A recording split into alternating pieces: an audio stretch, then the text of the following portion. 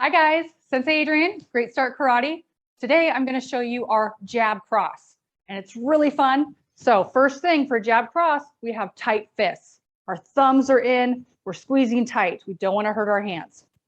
So our jab, get a little closer, our jab comes straight out with our left hand to almost like nose level. So we're jabbing with our left, straight out. So it comes back, it's not like a punch, it goes straight back to keep your face protected. Jab, jab.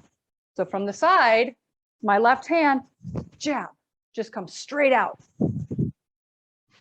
Our cross is our right hand, and we're going just across body, just a little cross body. Cross, comes straight back. Cross, cross. So when I put them together, we do jab cross combos.